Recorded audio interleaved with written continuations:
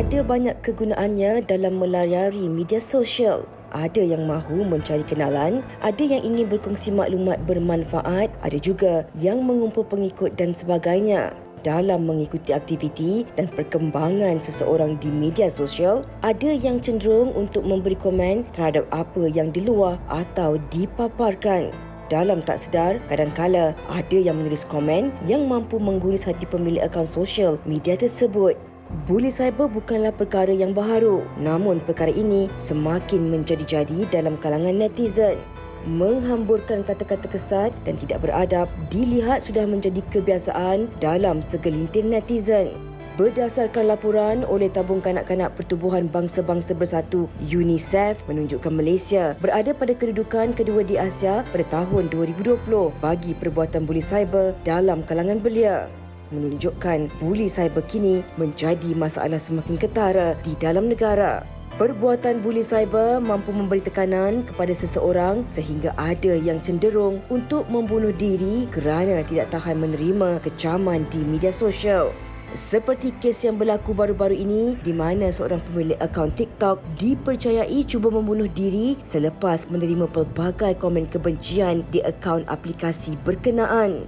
Berdasarkan hasil siasatan awal, memaklumkan bahawa si mati pernah mengalami tekanan perasaan dan mendapat rawatan di sebuah klinik swasta di Petaling Jaya. Walaupun jenayah buli cyber boleh di bawah Seksyen 233 Akta Komunikasi dan Multimedia 1998 yang memperuntukkan hukuman denda tidak melebihi RM50,000 atau hukuman penjara tidak melebihi 1 tahun atau kedua-duanya sekali, namun jenayah buli cyber dilihat tetap semakin membimbangkan.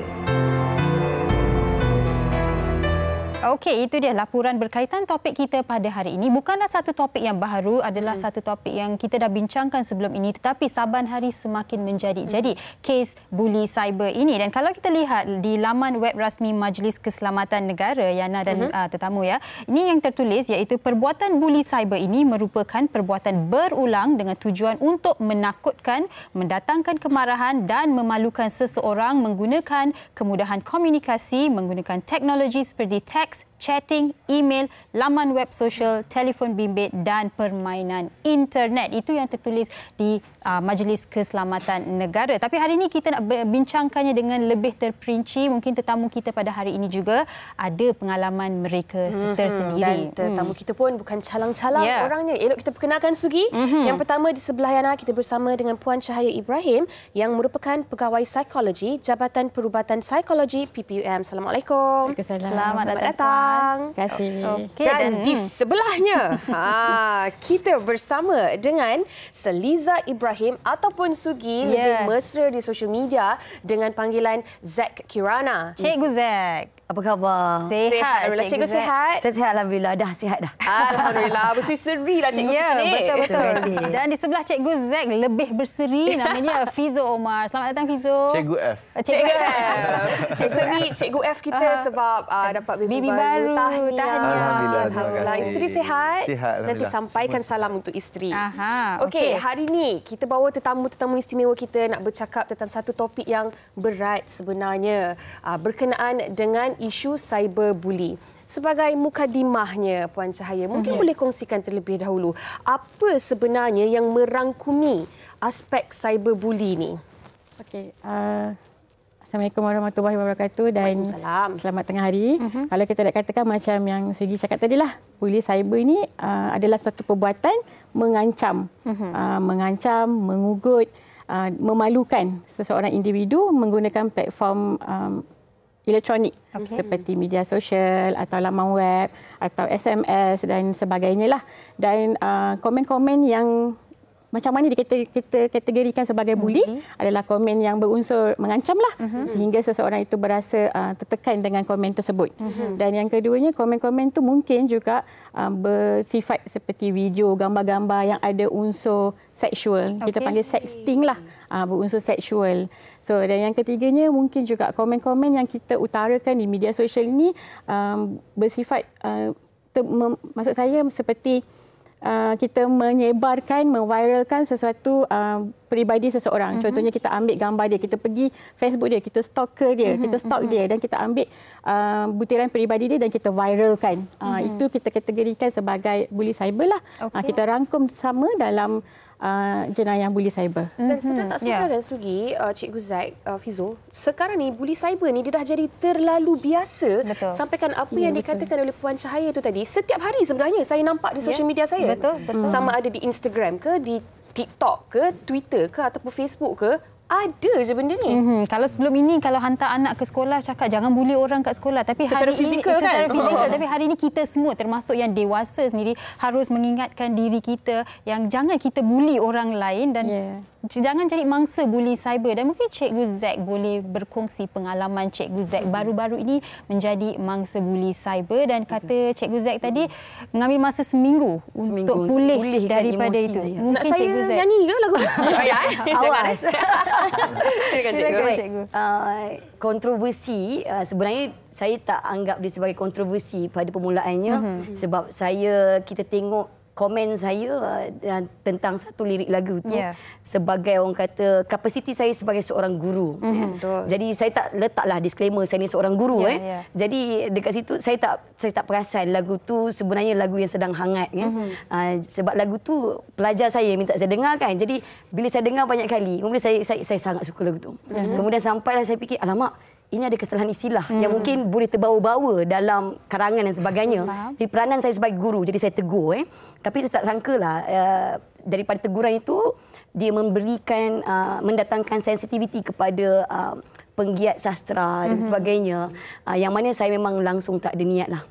Dan ketika itu ada beberapa orang yang daripada mereka tegur saya dalam DM, tapi mereka pilih cara lain iaitu dengan mengambil statement saya dekat media sosial, ambil video saya, sertakan nama saya diletakkan dan memberikan panggilan yang tidak bagus kepada seorang guru seperti saya.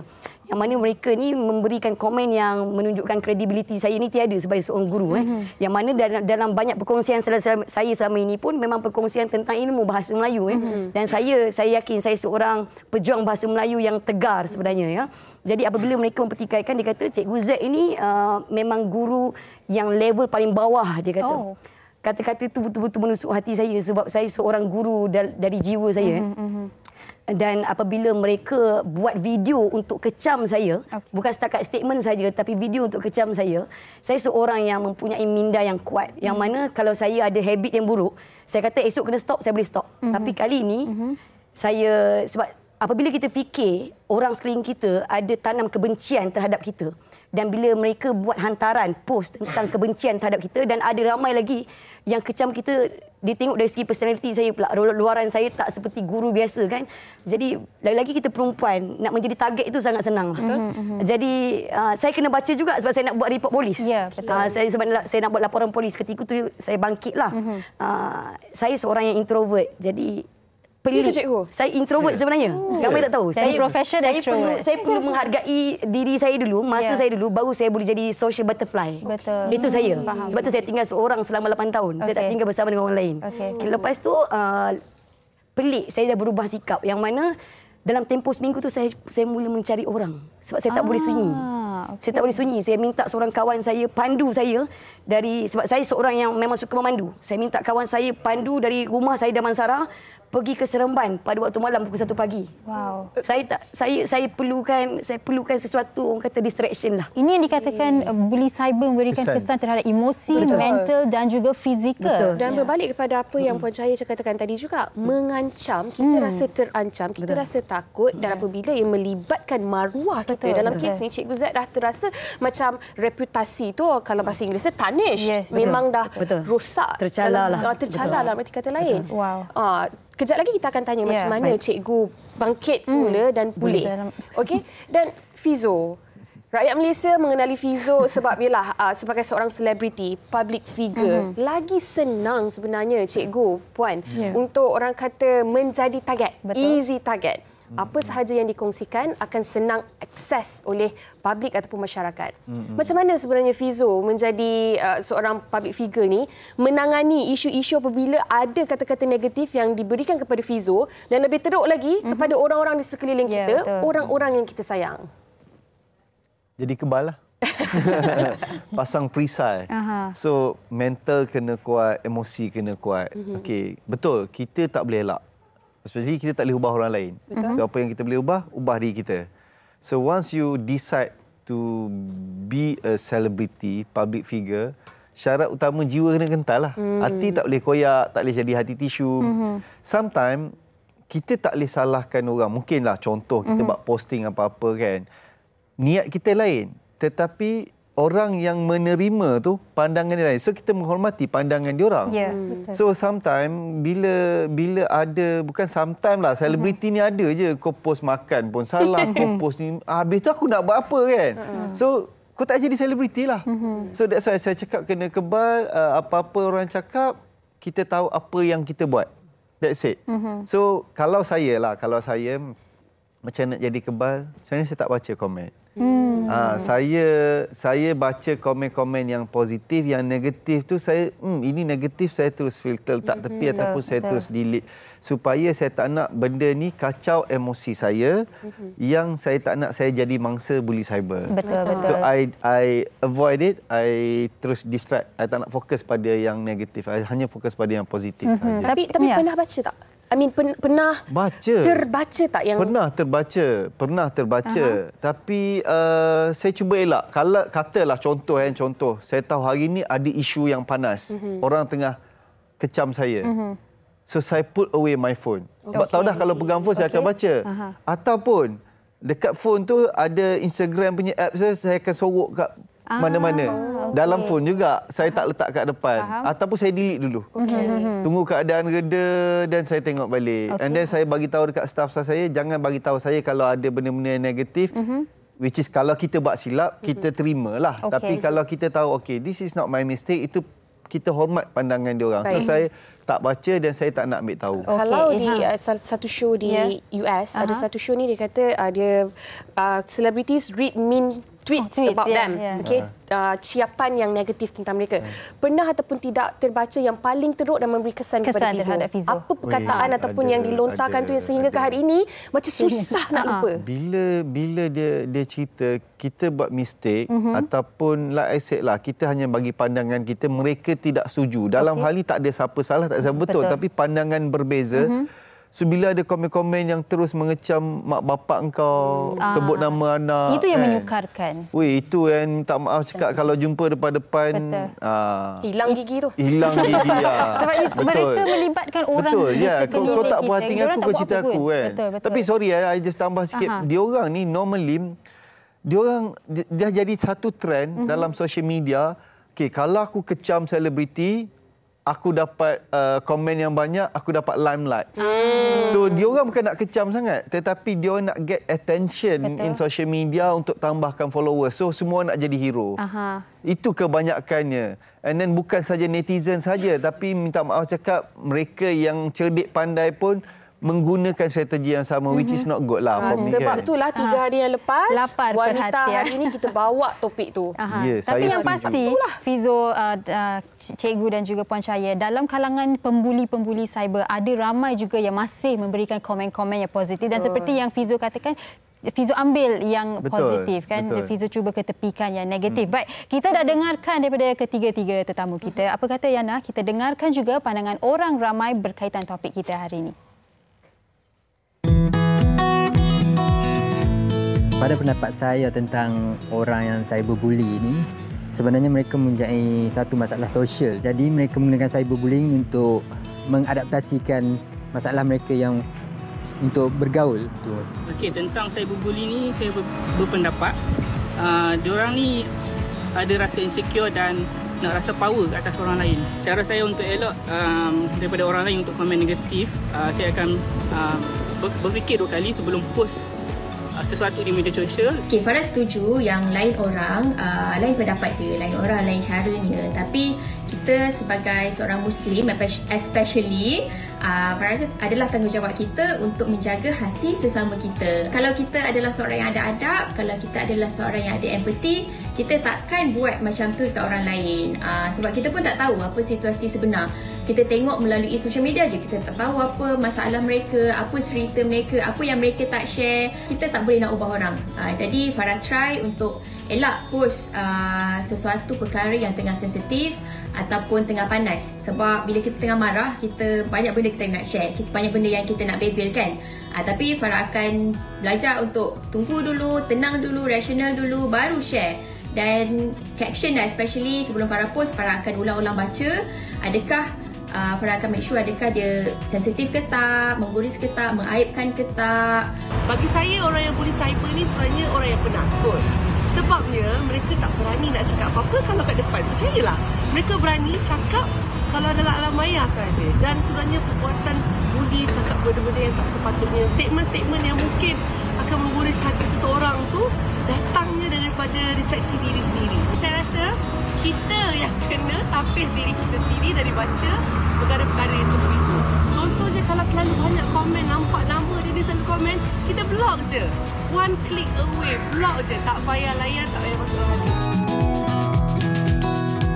Okey, betulkah pembuli-pembuli cyber ini hanya berani di media sosial? Kalau depan-depan dia tak berani. Saya setuju. Awak setuju? Saya setuju. Setuju. Fiza setuju. Lagi-lagi yang pakai fake account. Pengecut sangat. Okey, 4 orang, 4 setuju. Mungkin kita boleh tujukan soalan ni kepada Cikgu Cahaya sendiri. Cikgu Cahaya.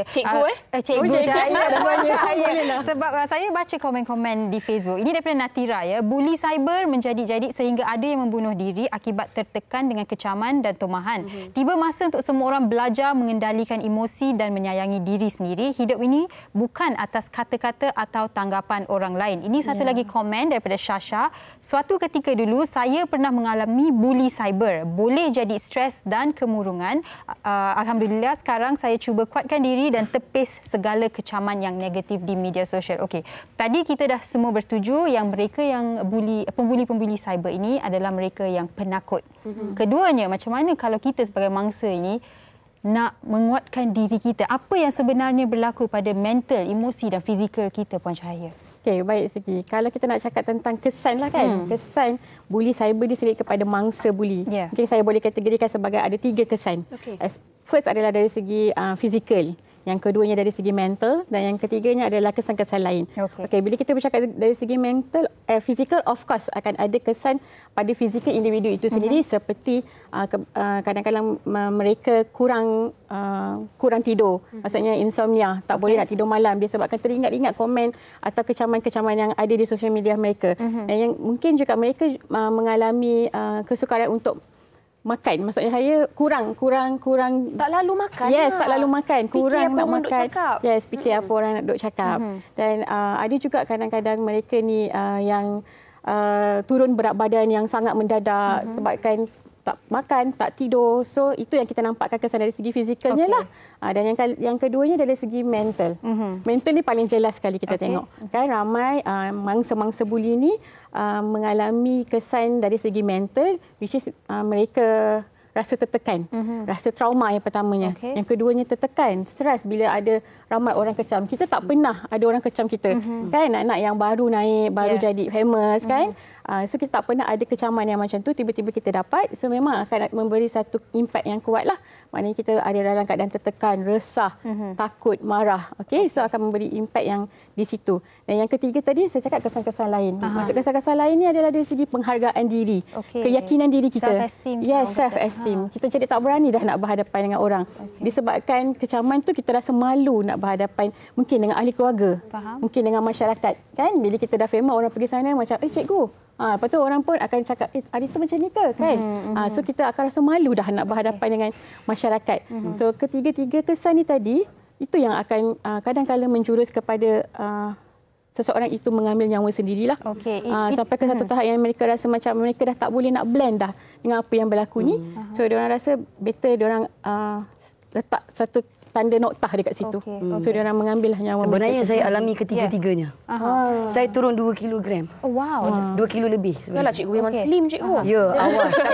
Tapi okeylah, at least kurus sedikit. Tapi Cikgu Zack, mungkin boleh kongsikan apa yang berlaku secara fizikalnya? Tak boleh tidur, tak boleh makan. Tadi pun sampai kawan yang kena drive, sedangkan cikgu pun memang seorang yang suka memandu dan sebagainya. Apa yang berlaku kat saya, yang pertama tu, saya betul-betul tak boleh tidur. Saya seorang yang kalau tidur memang saya tak terjaga dah. Saya akan tidur 6 jam minimum. Kata tidur mati lah. Tidur matilah. Kita gang. Kecuali alarm lah. Kecuali loceng bunyi kan, saya bangun lah. Tapi saya lepas 3 jam saya terjaga. Lepas tu saya dah tak boleh tidur. Dengan mata cerah, otak non-stop berfikir. Lepas tu saya juga dari segi berat badan memang saya tak ada seling makan. Saya turun lebih kurang 2 kilogram lebih masa tu. Tak balik kampung naik balik. Dah okey dah. Dan rasa malu tu ada. Walaupun sebenarnya saya baca komen ada juga yang positif tentang saya, tapi masih kita fikirkan yang cuba menjatuhkan kita. Betul. Saya setuju apa yang Fizo kata, jangan baca. Tapi saya kena baca sebab kena hantar dekat polis kan. Okay, jadi benda tu saya kena baca juga. Dan benda itulah yang duduk dekat dalam kepala saya ketika saya nak tidur, ketika saya bangun tidur, di pertengahan tidur saya. Saya rasa malu kepada diri saya. Even saya nak tengok diri saya dalam cermin pun saya rasa malu. Oh no. Walaupun saya tahu saya ajar perkara yang betul, tak ada niat yang salah terpesong pun kan. Tapi akhirnya bila terbukti saya betul tu, saya rasa sangat gembira dah. Dan lepas itu baru saya pulih balik. Tetapi dalam proses untuk saya sembuh tu seminggu lebih tu, saya tahu ibu saya ni dia anak ramai, dia ada 12 orang anak. Jadi saya tak call dia setiap hari tau. Sebab ialah kita bagi ruang ke anak-anak lain kan. Kita kalau ada 12 orang nak call hari-hari. Tapi mak saya setiap kali lepas solat dia video call dengan saya. Dalam keadaan muka dia yang risau. Saya cuba tutup saya punya kesedihan saya. Saya buat suara ceria sebab saya tak suka bagi satu cerminan yang saya sedang berada dalam masalah. Tapi saya tahu mak saya faham jiwa saya sebab saya introvert sebenarnya. Jadi lepas saya bagi bukti yang bahawa saya betul, mak saya menangis kegembiraan. Dan masa itulah saya betul-betul pulih. Jadi kekuatan saya 3. Yang pertama, ibu saya. Kedua, adik-beradik saya, keluarga saya. Dan yang ketiga ini ialah pengikut saya dan juga anak-anak murid saya. So itu kekuatan saya yang menyebabkan saya bangkit dan saya buat laporan polis. Mereka mungkin tak boleh lawan saya dari segi emosi, tapi dari segi undang-undang, mungkin undang-undang boleh buat sesuatu. Faham. Kalau kita tengok daripada apa yang Cikgu Zack cerita pun memang memberi kesan yang sangat-sangat mendalam. Dan ini Cikgu Zack dah pulih sebenarnya. Betul. Bayangkan mereka yang masih lagi berada dalam orang kata buih itu, bubble itu, dan susah nak pecahkan buih itu, nak keluar daripada apa yang orang katakan tentang mereka. Cikgu Zack, saya ada hadiah untuk cikgu. Sekejap. No. Sama balik. Sebab apa sahaja perkongsian oleh Cikgu Zack di social media tu sebenarnya sangat-sangat informatif, sangat-sangat memberikan ilmu, dan banyak juga perkataan-perkataan ataupun kesalahan tata bahasa yang saya belajar daripada seorang Cikgu Zack Kirana. Jadi terima kasih untuk Betul, Cikgu. terima kasih Cikgu. Dan Fizo, kalau apa yang Cikgu Zack kongsikan tadi, apa yang saya nak cuba katakan di sini, yang kalau anda ada apa-apa pendapat, nak menyuarakan pendapat, ada cara untuk anda menyuarakannya. Betul. Satu perkataan, kalau anda silap gunakan perkataan itu, memberikan kesan yang memang panjang. Betul. Kalau kita dengar apa yang Cikgu Zack kongsikan tadi, trauma tu bila Cikgu Zack tengah berkongsi, nampak di muka Cikgu Zack, mata Cikgu Zack sangat traumatized kan. Betul. Cikgu Zack. Dan Fizo sendiri, Fizo tadi kata yang Fizo jadi kebal. Fizo tak bacalah komen-komen kan. Pernah tak Fizo ambil apa-apa membuat laporan polis disebabkan komen-komen di media sosial? Saya belum sampai tahap laporan polis. Okay. Ataupun you confront orang yang memberikan berhadapan dengan orang tu. Masalahnya dia ni takut. Masalah dia ni takut, and most of them satu lagi saya fikir apa tahu. Kebanyakan yang komen-komen yang berbau cyberbully, kutuk, makin semua ni, bila kita tengok profil dia, bukan orang yang sebenar. So saya selalu anggap macam ni tau. Mungkin budak-budak. Contoh saya bagi contoh, saya minta maaf. Katalah kita ni datang seorang budak kecil cakap, muka kau buruk lah. Takkan kita nak marah dia? Dia budak-budak kecil kot. So saya selalu menganggap kesian orang-orang yang macam ni. Mungkin dia perlukan perhatian. Mungkin dia ada personal issue. Betul. So dia lepaskan melalui komen. So walaupun apa yang dia buat tu salah for example, tetapi saya cuba divertkan, positifkan diri saya. Tak apa, kesian dia. Mungkin dia perlukan perhatian. Mungkin dia ni budak-budak. Mungkin dia ni emosi tak stable waktu tu. So sometimes fikir memanglah kita nak pergi buat report polis supaya nak mengajar dia orang. Kan? Tapi benda ni pada saya tak suka bawa masuk benda-benda negatif dalam saya punya emosi. Itu cara Fizo lah. Sebab pada saya percaya satu lagi kan, bila kita punya emosi and rational ni, dua benda yang kena maintain. Katalah emosi tengah tinggi, kita punya rational sangat rendah. So bila kita ambil tindakan masa emosi tengah tinggi, rational kita ni kita tak waras. So apa-apa keputusan nak buat, bagi emosi drop dulu, rational naik, baru kita fikir. Betul. Itu adalah orang kata idealnya. Okey, tapi kita ni manusia, macam saya pun, saya juga ambil pendekatan macam Fizo. Tak nak baca. Ignorance is bliss. Kita ignore, kita tak baca, minda kita terjaga dan sebagainya. Tapi sebagai manusia, kadang-kadang tangan kita gatal juga. Kita terbaca, geram, rasa macam nak, begitu. Kita ada hati, kita ada perasaan, kita ada emosi. Apatah lagi kita perempuan, kan, macam yang cikgu katakan tadi, kita lebih vulnerable dan sebagainya. Tapi saya rasa juga kan, bila kita bercakap tentang cyberbully ni, dia berbalik kepada adab. Adab kita, dan kita pula masyarakat orang kata Asia yang penuh dengan tata bahasa pula. Tengok saya cakap tata bahasa. Tata susila dan sebagainya. Dan antara culture yang ada, yang saya rasa sangat toksik di social media adalah spill the tea. Spill the tea ni yang mana orang tahu tentang aibnya seseorang ini, seronok membuka cerita, cukup 20 retweet. Aku cerita. Cukup 500 retweet. Semuanya tentang aku insan yang cakap. ini. Aku yang cerita. Akan terbongkar. Tapi harus kita tekankan di sini yang cyberbullying ataupun bully cyber ini adalah satu kesalahan undang-undang. Macam apa yang Cikgu Zack lakukan adalah yang terbaik. Buat laporan polis. Sebab dah tak tahu nak buat apa kan. Tapi ramai mungkin tak tahu apa nak buat, mendiamkan diri sebab takut malu apa orang akan fikirkan, adakah aku salah, anxiety, segalanya berlaku dalam diri mereka dan sehingga kan mengambil keputusan yang tidak sepatutnya mereka ambil. Dan cikgu pun boleh, Puan Cahaya. Mungkin Puan Cahaya, tadi kita dah Puan dah kongsikan dari sudut seorang mangsa buli kesannya, tapi mungkinkah boleh kita juga Puan kongsikan sebenarnya pembuli itu sendiri, adakah mereka yang ada masalah seperti yang Fizo terus katakan, saya tuntak di sini. Macam mana? Adakah mereka ni betul-betul penakut, lonely? Apa masalah yang mungkin mereka hadapi? Apa sebab dia orang ni suka sangat nak dia tak ada kerja. Hidup dia tak best sebab tu dia sibuk dengan hidup orang lain. Okey. So kalau kita nak cakap pasal pembuli pula lah kan. Macam saya cakap, saya kongsikan tadi dengan segi kebanyakannya orang yang buat bully cyber ni sebenarnya mereka tak berani dari segi physical bully. Okey. Mungkin mereka kurang keyakinan diri sebenarnya. So itu yang menyebabkan dengan adanya cyberbully adalah satu platform untuk mereka menunjukkan kekuatan. Mereka nak bangkit dengan rasa tapi lebih tak nampak kekuatan compare dengan orang lain kan. Okey, yang keduanya mungkin mereka juga pernah menjadi mangsa bully. So mereka rasakan inilah masa yang sesuai untuk mereka bully orang lain pula. Dia dah jadi mangsa, macam revenge lah. Ya, macam revenge. Betul, macam balas dendam kan. So bila kita cakap pasal balas dendam pula, ada juga orang yang memang purposely create fake account untuk balas dendam. Mungkin kita tak puas hati dengan si A contohnya. Itu pun create lah fake account untuk hentam dia. Kan? Kita purpose kita untuk balas dendam pada dia. Kepuasan yang diorang dapat daripada membalas dendam. Puas ke? Mungkin mereka puas. Itu yang tak henti-henti tau. Menyakit hati sebenarnya. So yang seterusnya mungkin saya boleh kongsikan juga mereka ni kadang-kadang orang cakap tadi lapar perhatian. Kurang perhatian kan. Kurang kasih sayang. Kurang kasih sayang dari keluarga mungkin. So dengan cara menghentam di sosial media, orang akan memberi perhatian pada dia. Kan? Orang akan target, orang akan screenshot, ini komen-komen dia inilah macam tu. Yang Fizo kata tadi dapat spotlight tu. Yes, dapat spotlight. Bagus lah kau cakap macam ni, support kau. Lepas tu yang support ni pun hilang. Kau tinggal seorang-seorang. Kau cari isu lain pula. So, itulah cycle kehidupan dia. Itulah yang kita katakan pembuli tadi. Dia seronok buat. Dan ada juga yang last mungkin ada orang buat, ada orang komen yang berbau kecaman ni just for fun. Suka-suka nak komen. Kan? Nak tengoklah reaksi dia macam mana. Then dia orang komen. Okey.